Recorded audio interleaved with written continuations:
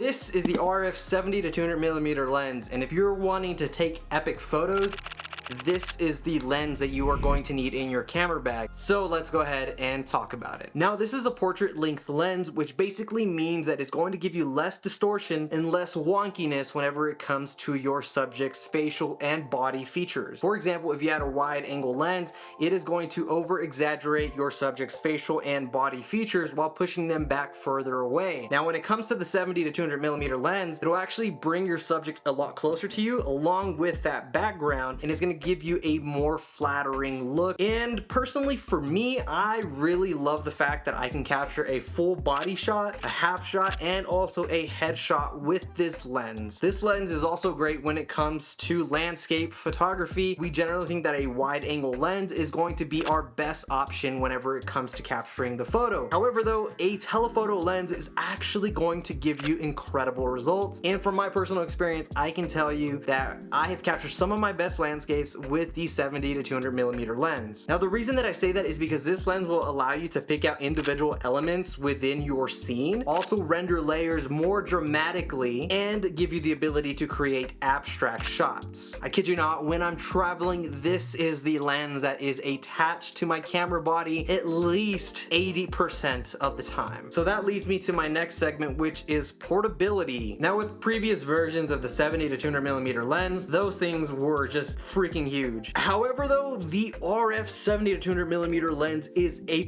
perfect size for storing this in your camera bag, and it will definitely fit. And the way that they did that is they made this more of a barrel zoom. So this is the length of a regular 70 to 200, but because of this barrel, it allows us to go ahead and store it in our camera bags so much easier. And on a side note, I just want to warn you in advance that this lens is somewhat heavy, but you will get used to it, and who knows, it might actually even give you some muscles along the way.